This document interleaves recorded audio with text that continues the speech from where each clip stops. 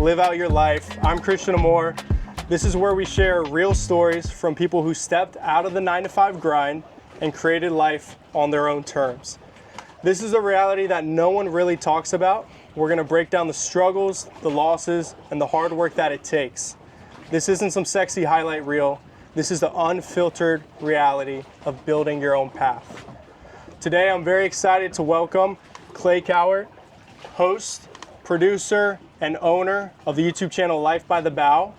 Raised in South Florida, Clay grew up with a lot of boating and filmmaking, which eventually led him to create multiple different ventures. One of them being the YouTube channel Life by the Bow, Cowart Media, and Avail Gear. He's someone who's turned his lifestyle into his livelihood, and I can't wait to dive into the struggles, wins, and losses behind his journey. So Clay, thanks for being here. Of course. Appreciate your time. And before we jump into this interview, I wanted to talk to you about something that we briefly spoke about the other day when we had spoken for the first time. And before I really even got to say much, Clay said, hey, I don't know if you do, Christian, but I'm a big believer in God and his plan. So before you even start the interview, I wanted to touch on that because I think that's one of the most important things that's ever going to be talked about on this channel. What does God's plan mean for you? What is it meant throughout your life, and God's timing as well? So tell me a little bit about why you're such a big believer. Well, I think the biggest thing to touch on is timing, right? Like, I think there's going to be certain things to start off in your life that you're going to want right then and there, and you're not going to be able to attain those things immediately. But I do feel like if things are close to you and you do feel like certain things are possible, if it is in God's plans for you, it will happen. You know, I do feel like there's certain things that he gives you, different tools, different resources, whether it's, you know, a place you grew up, a place where you live, or, you know, everybody has something in their lives. You know, for me, something that God gave me to live out his plan was living in South Florida. You know, at the end of the day, anybody that lives in South Florida can do what I do if they have a boat. Anybody can go get a job. Anybody can go and afford a boat. Sure. My first boat that was like truly mine, it was called an ugly boat skiff. Mm-hmm. It was $5,000. So that's where everything happened. That's where I learned to inshore fish. Okay. That's how I learned how to fly fish, which is really cool because we just shot a show offshore here yesterday where we were fly fishing for mahi. Yeah. So it's like those are the little things that God gave me to start very, very small to eventually build up to where I am today. Also videography. Ever since I was a little kid, man, like 4 or 5 years old when I could hold the camera, my mom was screaming at me. I would film her. She was screaming at me to stop wasting her videotape back when it was tape. Right. And looking back on it now, like it's so funny to my entire family because that little kid that just was so interested in filming everything turned it into what it is today. But those are the resources that God gave me. Mm-hmm. He gave me parents with a video camera that always pushed me to do whatever it is that I love to do. He put me in South Florida, you know, just everything, you know, like everything just came together in perfect combination. And like I said, if you see certain things around you that you have access to, that you can make something of, that's it right there, you know? So those are the things that God put in my life for his plan in order for all of this to work out. I love that. And I think a lot of time, as you mentioned, God gives you those tools, people, relationships, opportunities, environments. A lot of times we take it for granted or just don't even realize that they're there for a reason. Mm-hmm. Time passes, we take a step back and we go, oh, that's why that happened. Mm-hmm. That's why I had the video camera. That's why I grew up in South Florida. Like you said, a lot of the time, again, you can't see his plan. No one knows the future except for him. All you can do is use what he's given you. Your God-given talent and ability, I think, is a big thing as well. Work as hard as you can. And then again, with time, you get to look back and start to connect some of the dots. Yep. A lot of people don't talk about it. And I think a lot more people should, whatever that may be for them. But at the end of the day, the only reason you and I are sitting here having that conversation is because of the man upstairs. As far as people from the outside looking in and they see the YouTube channel, they see the boat, the house, the lifestyle, right? Want to touch on God one more time. A lot of people would say, well, he's got it, he made it, you know, that's the final destination. Mm-hmm. Now tell me if I'm wrong, but in your opinion, I would guess you guys are still going, oh, I don't know what the future holds. This isn't it. We've still got a lot more to go. 100%. Clay, take me back to growing up. I always loved boating, fishing, diving, spearfishing, anything any South Floridian loves to do, right? Mm-hmm. How did that translate into, hey, I want to try to do this for a living, or hey, maybe it's just a hobby I do on the side? At what point in time did you say, you know what, I'm going to try to make something of this? Because I know you went to University of Miami mm-hmm. and got your degree in media, correct? So was that the plan to go ahead and start creating media based around this type of lifestyle and activities, or did that come after you graduated college and said, you know what, let me see if I can do something different that I want to do with this degree? Well, I mean, I think it kind of goes back to the beginning of the conversation because I never really knew what I wanted to do. You know, like most people grow up their entire lives and they're like, oh, I want to be a firefighter, or I want to be a professional athlete. Mm-hmm. I never really have my sights set on one specific thing. And I think that that's where it really helps to have great parents. I mean, my mom and dad, they're such a huge part of my life, mm-hmm. just because not only have they guided me throughout my entire life, they're also the greatest grandparents anybody could ever ask for. But on top of that, when I was a kid, it always kept me on a path towards videography. I've always kind of just like veered off and did different things, mm-hmm. you know, like I liked skateboarding when I was a kid. I loved playing paintball. I played football all throughout high school. You know, and there's 1.5 million other different things that, you know, I was doing as a kid, just seeing what I liked. And they always gave me the ability to try things that I like to do. But they always pushed me towards videography. They always told me, hey, like, you have a natural talent towards this. Mm-hmm. You really need to stick to that. And I was like, okay, so I did, even though at some points I didn't really want to. And then I remember when it was time to go to college, they're like, well, what are you going to major in? And I'm like, I don't know. Like, nothing interests me. And they're like, well, why don't you go to school for electronic media? And I was like, I don't really know, you know, like, I don't really see a future in that. I'm an outdoors guy. Like, I don't like being in cities on film sets. Like, that doesn't sound like something that's interesting towards me. But, you know, I just took their guidance and I continued with it. And I guess really up until about my freshman year of college, I started a videography business, started making money here and there. And I was like, okay, this is pretty cool. Like, I can make some money off of this, which was nice. And then as time went on, I eventually started working for a fishing show and basically worked for them all throughout college. And then once I graduated from college, I just decided, well, it's time to go full force into a media company. And I did that. And right around COVID, everything just shut down, as we all know.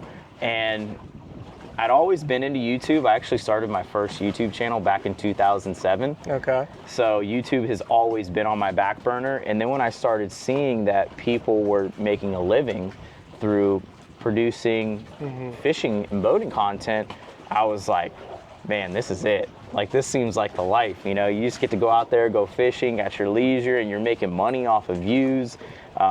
Little did I know how difficult it was going to be, man. Looking back on it, I probably would have done something else.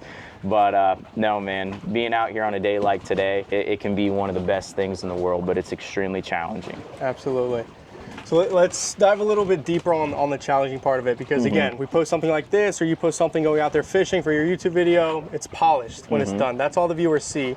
The viewers don't necessarily see, even before going out on the boat and having this opportunity to be in this vicinity, at what point did you start to have some of those setbacks where you start to let that doubt creep in? Because everyone does at some point, where you go, like you said, man, this is going to be a lot harder than I thought.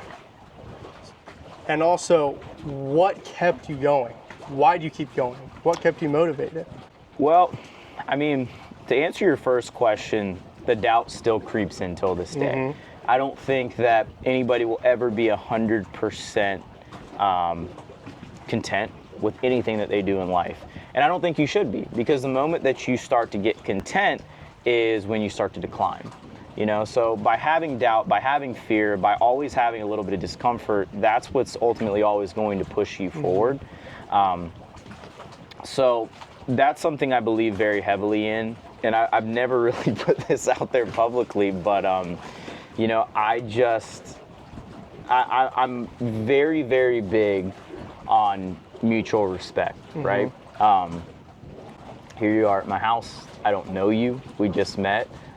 We literally just met. Yeah. We talked on the phone 2 days ago for the first time, and here we are. Yeah, but I just believe in when you meet people, you should always give mutual respect, regardless of where you are in your life or what you're doing. Whatever, you get what I'm saying. Absolutely. So being a young man, like I said, going back to being a young man and learning the world and navigating, it's very easy to not get that respect, obviously, especially when you're starting businesses and stuff like that. So if I'm going to be brutally honest, I got into a couple situations where I just wasn't treated fairly in business, and that really fueled my fire. And I think that that's really what got me to where I am today. And like I said, it being God's plan, there's other things that have came after that.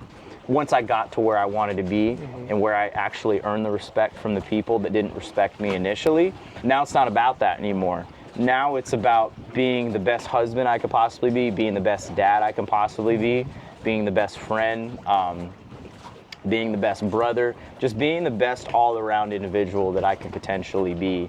And that's really what fuels me more so than anything, you know? And just growing a media company and growing businesses, I want to hire like-minded people that I can give that mutual respect to, that love being out here and doing this just as much as I do, you know? You have those people at the beginning, sometimes regardless of your age, that don't trust you or have those doubts, or, you know, it's almost sometimes like, why should I help you? I'm all the way up here. I'm not going to stoop down to this guy who's just getting started. Some people may look at this and go, hey, this is one of the first batches of interviews that we're doing. A lot of people know who you are, know your brand, wear your gear. A lot of it is, again, not having that validation from other people. So when you don't, for example, because I've had it happen plenty of times, you have as well. I know in my case what my answer is, because in my head it's just a numbers game. Eventually someone's going to say yes. Someone's going to give you the opportunity. Someone's going to reach out and grab your hand and help you up. In your head, was it a numbers game, or was it one of those things where, you know what, it doesn't really matter if everyone around me were to doubt me, am I still going to pursue this thing? Or is part of it seeking a little bit of validation from people around you, whether they're strangers or family members? Well, in the beginning, I could care. Well, that's not true. I mean, of course, if you're going to put yourself out there on the internet, you're always going to be self-conscious. But at the same time, I just let it all go, man. When I first started, I was just like, I don't really care what people think, even though deep down I really did. Of course. Everyone will. But I pushed forward with that mentality when I started to have those doubts about what I was doing. And along the way, you know, of course, you had people bad talking, doing that kind of stuff. And of course, that makes you more self-conscious. But man, as time goes on, and like you're saying, you start to get that validation from people. You kind of just get in a rhythm, and you know, here I am talking in front of a camera, whereas I would have been super nervous probably, I don't know, 5 years ago, but now it's just kind of like a second nature type of thing. Going on to the whole numbers portion of things, in the beginning, numbers didn't matter because I was having so much fun. I really love what I do, and of course, when you start anything in the beginning, it's always the most exciting, right? So numbers didn't matter, money didn't necessarily matter. None of that mattered because I was just genuinely doing what I was very passionate towards doing. And like I said, I just think that some people try too hard to achieve something by paying attention to the numbers, worrying about the validation. But man, if you can just kind of filter all that out and just focus on what you genuinely love to do, whatever God has planned for you is going to happen. You know, you just have to work hard and just have faith and just trust what you want and just go after it regardless of how much doubt you have. 100%. Got to keep going. And I think a big thing is God puts that dream, that vision, that passion in your head for a reason. I'm a big believer in that. One thing I do have to say though, is people have to be realistic. You know, like, of course, there's certain things in your head that you may want, and you can pray about it. You can want it as bad as you want, but sometimes that's just not His plan. Yeah. You know, like, I think that a big thing that social media does nowadays is it pushes us to want things that are just very unrealistic. You know, so that's something I definitely don't want to leave out, is like, people have to be realistic with their situation, even though anything's possible, you know. But social media pushes all that, right? In a year you can have this, it's possible. Of course. But again, it's the 1%. Yeah. Again, not saying it can't happen, but people, like you said, have to be realistic to where, hey, I want Clay's lifestyle. I'm going to start a YouTube channel tomorrow. Well, this time, 2026, don't expect to have everything he's worked for, all the years and struggles he's had in to 2027. Push through. Exactly. No, I appreciate you sharing that, because again, that's what we're all on all the time, social media, whether we like it or not, whether we're posting, we're creators, or we're just looking at it, and that's all we see. Because people like that, it's almost like a fever dream, right? People want that, especially kids, you know, my age, young kids, older people, whoever, but it keeps you scrolling all day. But one thing I can say is social media is not bad for you. The reason why I say that is just because, you know, having a hamburger, it's not bad for you. But you shouldn't have 10 hamburgers at every single meal every single day. Right. You know, so everything is good in moderation. You know, social media, it's motivating, it can teach you stuff, but what you focus on is what can get you into trouble, and how much time you spend on it can get you into trouble. Talking about some of the more positive things that have happened, you know, we talked about the doubt, the fear, the, you know, setbacks, all that stuff that creeps into the mind, which is all very valid. For you, across everything that you were doing, what was your first real win where you go, you know what, I could see this happening, or hey, I could really take this and turn it into something legit? That's a good question, because a lot of my wins haven't really been wins. Okay. You know, and basically it all kind of just starts with like a viral video. I remember when I had my first viral video, you make money, like more money than you typically make off your other videos, and then you start to think in your head, man, like, if only every video can hit like that one did, right? So wins are great when they happen, but afterwards it kind of tricks your mind into thinking that that's going to be your new norm. And when you don't have that as your norm, it's almost like, I don't know, gambling, right? Like you hit big and then you're always just trying to gamble and make that big hit again, and then the next thing you know, you're just kind of even because you're spending money to make money. Right. And so like, that's something that I had to kind of learn really quickly, is just like, okay, not every video is going to be a viral video. It's really hard to say, because like, I don't get emotional about the things that I used to get emotional about. Okay. Like what, for example? Like a video going viral or something else? Yeah, like it doesn't hit as hard as it used to, because I know that there's always a low associated with the high. So like, I don't know, man. I guess you could say like I'm going through a series of wins right now. I mean, there's a lot of things happening behind the scenes, based on just a lot of the companies that we work with, a lot of the things that are just happening in our clothing brand, that, you know, I can't necessarily talk about. Sure, no, of course. I could talk about stuff on behalf of the clothing brand, but certain things that I can't talk about on the Life by the Bow side of things. But if people watch our channel, they'll understand that we're going through some changes right now. And let's just say that those are some pretty big wins for us. But I don't know. I don't try to focus on them too much, because I feel like, and it's gonna sound cliche, but just being able to do what we do and just live in a place like this, I just feel like that's a win. So I try to just focus on the big picture rather than the small things. I like that. I haven't gotten that answer before. It's almost like it's a temporary win, but again, you can't attach too much emotion to it. Correct. Because then that's going to be your expectation for everything you try and put out there, and then you're going to be disappointed. You said, you know, your parents always pushed you to pursue videography. Was there, not necessarily strangers or friends, but was there anyone maybe even related to you that was really close to you, actually could be a friend, that was ever like, hey man, what are you doing? You know, let's, you know, go get something secure. You're gonna, you know, you can make way more money even working at this company. Why are you trying to do your own thing? It's way harder, less money. You don't know how long it's gonna take. Was there ever anyone that close to you that you entertained that thought of, well, shit, what if they're right? Yeah. You know? Well, I've always been the type of person to kind of just go against the grain. Okay. You know, like I've never been, by no means would I consider myself normal at all, you know, which could be a good thing and a bad thing. You know, it's good because it allows you to be original very easily.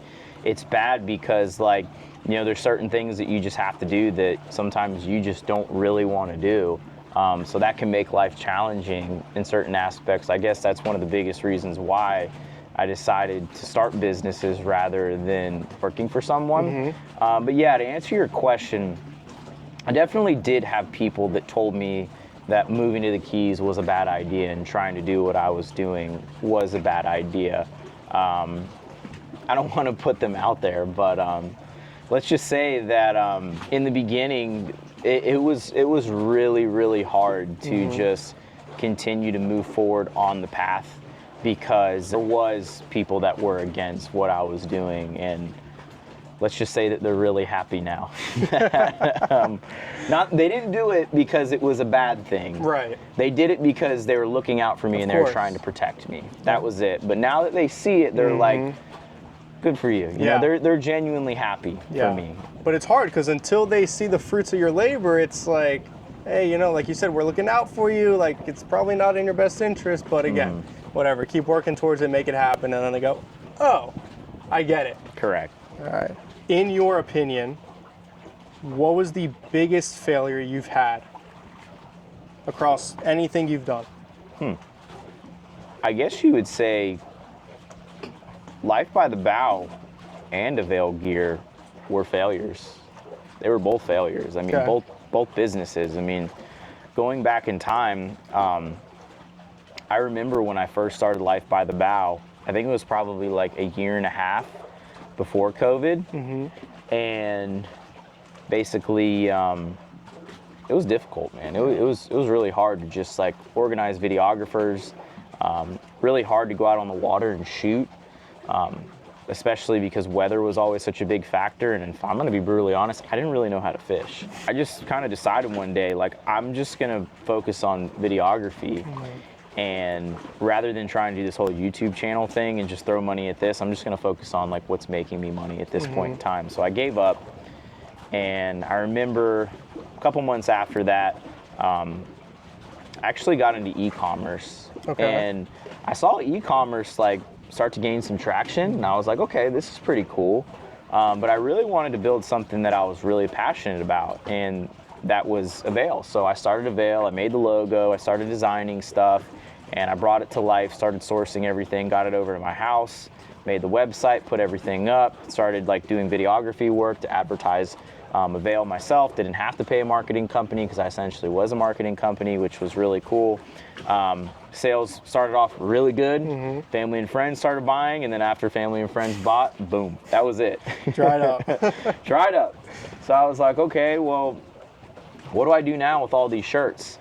So I guess you would say that that was like a really big failure because, you know, I really didn't have a marketing plan. And then COVID came around, and then we started the YouTube channel back up because we had nothing else going. Like I was saying, combined Avail with the YouTube channel. And today, I would say probably about half of our revenue from Avail comes strictly just by advertising through the YouTube channel. So those were two big failures that I completely gave up on. COVID happened, capitalized on it. Like I said, it's just things happen in good timing. Divine timing. And now those are, tell me if I'm wrong, two of the biggest things you're known for. Yeah. Your YouTube and your gear. Yeah. Well, some people don't know that Avail is my brand, which I love. I love the fact. That is cool, yeah. I love the fact that people don't know that it's my brand. But if people watch the show and they really are in tune with us, they know that. I briefly touched on money. When money first started to come in, did it feel like a sense of validation, or did it only add pressure? No, I mean, neither really. I mean, Okay. I wasn't really paying attention to the money at first. It's just like anything that the channel made, I was just like, okay, let's just put it back into the channel. Let's buy bigger boats. Let's go further places. Let's do more. And it's kind of funny because like we've realized over time that when it comes to running a business, sometimes downsizing those things is better for the business. Now that I'm at the point that I'm at now, making more money definitely does feel validating, especially having, you know, a little girl and a wife to support and building a family. Not saying that that's the only thing that I'm focused on, but Right. it's nice. It makes you feel good when you say to yourself, well, I mean, I can strictly just support my family off of making videos completely separate from the clothing company, which I think is really, really cool, just having a plan A and a plan B, you know? And then my wife sells real estate too, so like Right. that's a plan C too. Yep. So it definitely does make you feel good that, you know, I have been able to build that and support a family off of it. Walk me through, again, what people don't see, a day in your life, something that would shock people about behind the scenes with Clay that no one ever sees, that when they hear, they might be like, oh, well, I never would have guessed it takes that amount of time or effort, or hey, he has to do this every morning, or he has all these other time commitments, but he still puts in the effort to put out all this media for us. What's something that people don't really know about Clay behind the scenes? I would say that there's a misconception that people think that I go fishing every single day, but I would say 10% of my time, no, I wouldn't even say 10. I would genuinely say probably 5% of my time is fishing. I would say probably about another 65% is behind a computer screen, just doing all the logistical things. And the rest is strictly maintaining boats, making sure that they're always working, preparing them, and just making sure that all the moving parts that are needed in order to keep the show going are always up to par. I mean, I guess the boat behind us is a very big example, right? You know, you have a trolling motor, 3 GPS screens,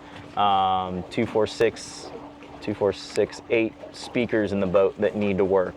You know, and at the same exact time, everything has to always be up to par, because essentially when we sell that boat at the end of the year, that's part of our income. So maintaining the products, keeping the cameras working. I think on a single Life by the Bow shoot, there's 6 cameras that are on the shoot. And then every single one needs memory cards, batteries.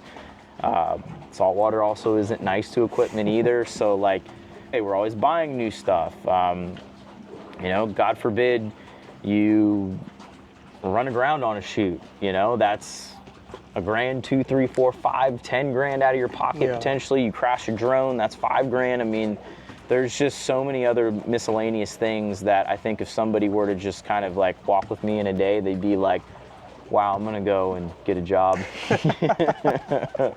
Maybe try something else. Yeah, but you do it for those moments out on the water, you know, and that's what it's all about. All right, last 2 here, Clay. One of them being, what do you hope people take away from your story?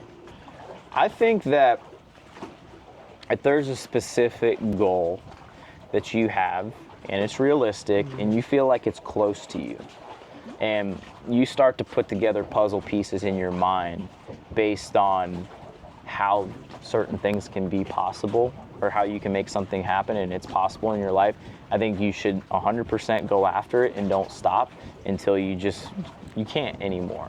I think if you just filter out doubt, you know, anytime you ever get in a mindset and you tell yourself that you can't do something, I think if you tell yourself that you can't do something, you should always ask yourself, well, why can't I? And if it's little things like, oh, because like I don't have an hour in the afternoon to go and do this, or I don't have 2-3 hours, well, wake up an hour earlier, you know? Unfortunately, rather than going out with your friends on a Friday night, sit down, work, and edit. I can't tell you how many Fridays, Saturdays, Sundays that I've given up just to work towards this, just to make it happen. I guess just some of the biggest things that went through my mind was, I live in South Florida, I have a boat, I have access to the water, I know how to make videos, I have a background in design, I went to school for those things. Why can't I make it my living the way that I want it to be done? And it just so happens that God gave me the perfect recipe in order to align those things in my life to put me where I am here today. I love that. I love that. If you want it bad enough, you'll find the time to do it. Correct. And make it happen. Correct. Last one, Clay. If you could sit down with a version of yourself before all this started.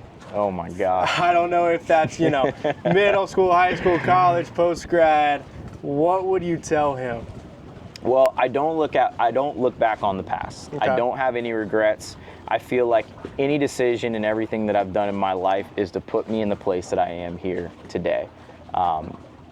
But if there's one single thing that I could tell my younger self that actually matters today, is patience. Just have patience. I believe in just taking now, and I try to tell myself this today still, just be patient, take your time. All good things come with sacrifice and wait. And that's what I'd probably tell my younger self. Yeah. And that's the hardest thing to learn. Mm-hmm. When you are, any age, but especially younger self, again, you want all these things like that, tomorrow, yesterday.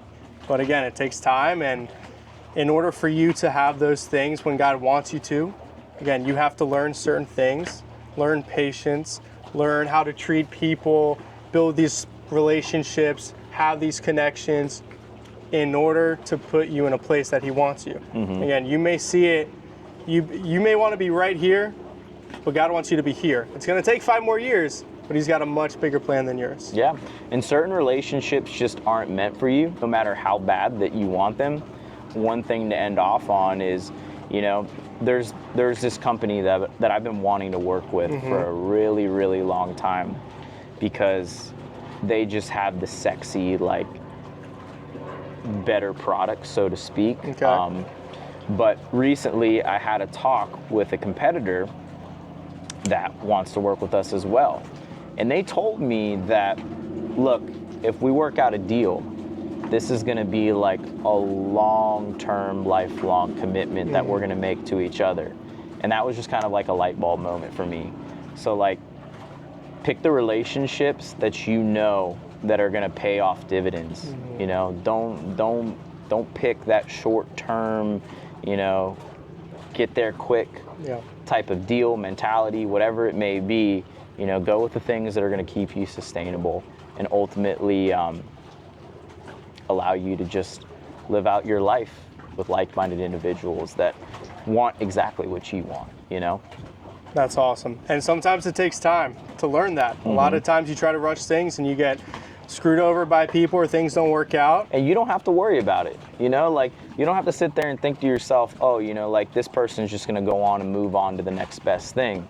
When someone tells you that, of course, at the end of the day, they can still always go a different direction. But there's always the risk. You always run a little bit of a risk. Correct. Yeah, but it's a calculated risk now. Yeah, but it gives me peace of mind just knowing that I can be better dad, better husband, better all-around individual to just be the best version of myself by just making my life easier, by just working and being around the people that are like-minded and believe in the same things that I do, Yeah, you have to.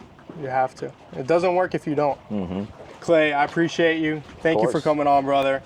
That's it for this episode of LOYL, Live Out Your Life. If this conversation sparked something within you, subscribe, share with anyone else that you think it might help them, even if just a little bit. Share with anyone. Remember, the reality of creating your own path isn't easy, but I think most people would say it's always worth it. So don't just get through life, live out your life. Clay, I appreciate it, brother. Of course, man. Anytime. Thank you. Glad to do it for you.